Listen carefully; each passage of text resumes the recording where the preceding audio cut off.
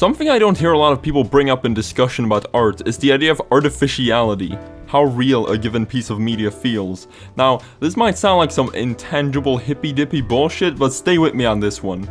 So, I saw some screenshots from a cancelled GameCube remake of the cult classic RPG Earthbound. It was meant to emulate the visual style of everything being made out of clay or felt, and I immediately felt this strong feeling of, man, this would not have worked at all.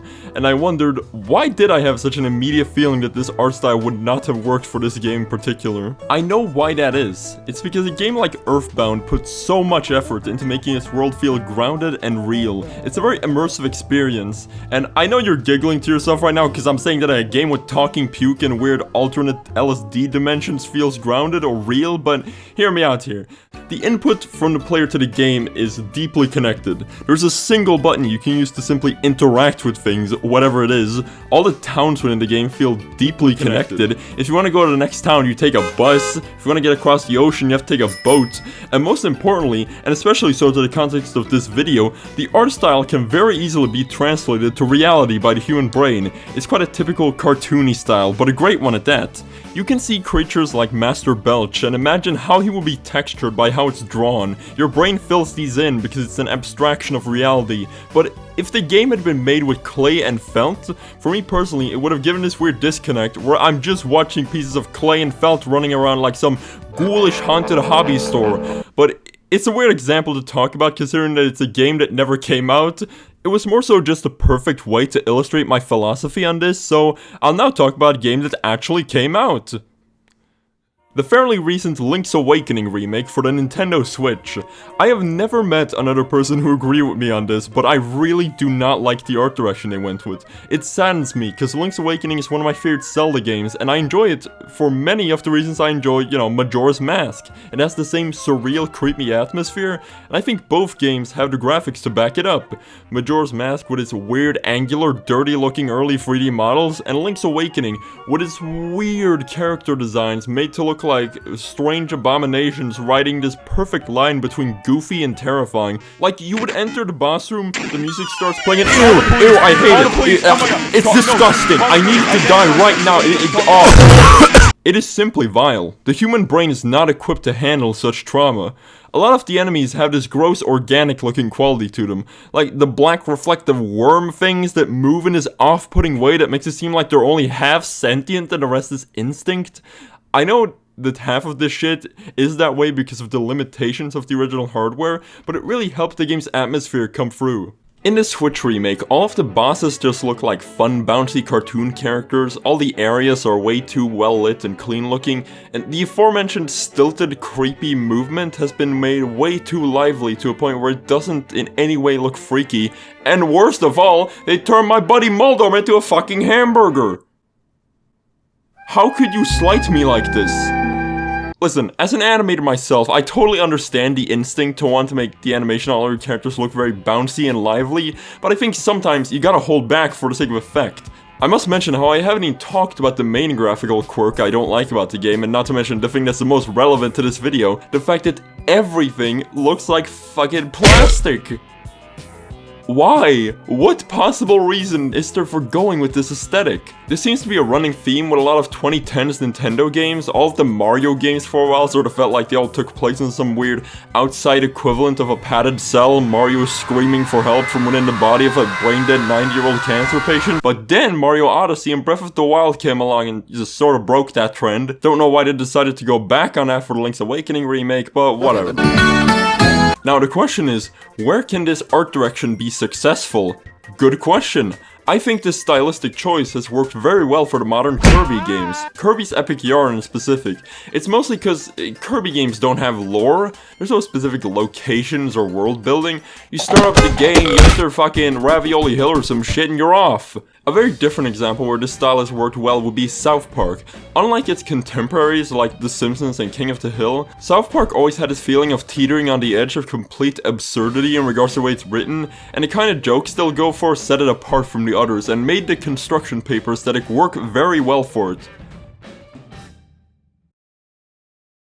There are also those who use the idea of artificiality as a main theme in their art, like Frank Zappa. His early career often engaged with the idea that society at large, the way people interact with each other, and especially the art that is commonly consumed, is very artificial and made mostly just to get that big fat Dogecoin. This mostly came in the form of referring to things as plastic, the most well-known example being his song, Plastic People. Take a day and walk around, watch the Nazis run your town, then go home and check yourself.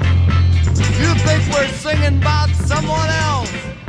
The way in which we use the term plastic is used to denote artificiality in a general sense, and not referring specifically to tangible objects made of plastic, although it could apply to those too.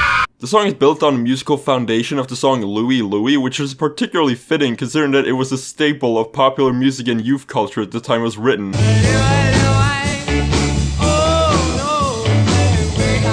Plastic people, you gotta go. Now that we've talked about Frank Zappa, it's only fair we talk about anime! My Hero Academia specifically. It had a banging first season. It featured Izuku Midoriya, a dashing young lad aspiring to be a hero despite not having been born with any powers, surrounded by a world where most people are born with superpowers. It was a classic zero to hero story done in a compelling way that made you give a fuck about the protagonist and want for him to succeed. Let me tell you about Frog Girl. I love her. Look at her. That's all needs to be said. Now with all this said, Season 2 had some problems. The main problem with Season 2 for me, besides the ludicrous amount of flashbacks, is that most of it took place in this sterile ass sports arena that just gave the impression that none of these fights had any stakes or effect on the fucking story. It's basically just sitting next to each other comparing your fucking stats. It's just really boring. If I wanted to be miserable comparing numbers, I'd look at my monthly expenses and my bank account balance. The thing I'm getting at is that this is a really artificial setting that made for very little interesting conflict. Oh, fucking Bakugo murdered Ochako in cold blood? Just kidding. She's right there. She's completely fine. Nothing happened. What was the point of that scene?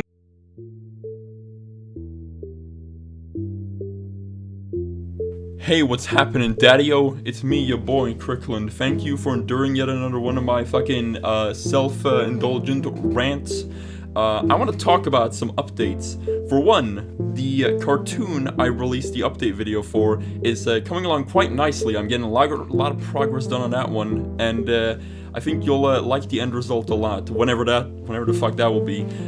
and more importantly, I want to talk about this gameplay / podcast channel, mostly podcast channel, that I do with my friend Kumble, called Poverty Pals. You can see him as a spooky alien in my Only Plays Dan Aykroyd thing. It is a weekly channel, get new podcast gameplay shit every week. I think it's some funny shit, and here's some of the content if you want to check it out. Here's a little demo reel of it. It is time to do something we have yet to do. Cool. Well, nowadays we got all these millennial dads calling their children cringe. Exactly. Like, son, this spaghetti drawing is my spaghetti drawing. Just imagining a fucking piece of paper with a bunch of cooked spaghetti on it and a little bit of glitter. Yo, that is cringe to me. Am I actually fucking demented? Or is this like a fucking point-and-click game where I have to... Are you actually Dr. Demented? Oh! Welcome to the Poverty Pals podcast. Today we're gonna start with a manga review. Oh my god. Welcome to the new segment. I review Love's girly fucking mangas. Oh my god, this is entrapment! Ladies and gentlemen, we got him. Fuck the police coming straight from the underground. A young nigga got it bad 'cause I'm brown. And not the other color. Okay, John is handing Garfield a letter. He says, to you. And Garfield says, the mail? For me? Oh, that must mean I'm important to... Now, listen, we need to get back to the important topic. Sucking a monkey's toe is it bestiality? No, that's not the relevant thing. Is it gay, Land? That's the question. Oh, okay, summon Spiro Agnew. Hold on, let me... What? I need to get him under control. How do you spell Spiro Agnew? What? Spiro, the vice president of Retronexa. That's. Tom, tell us about your DVD collection.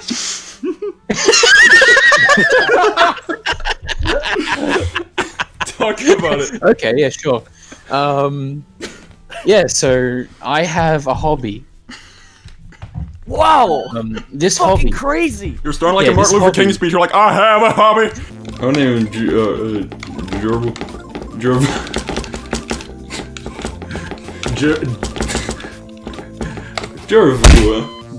Thank you, everybody. Good night.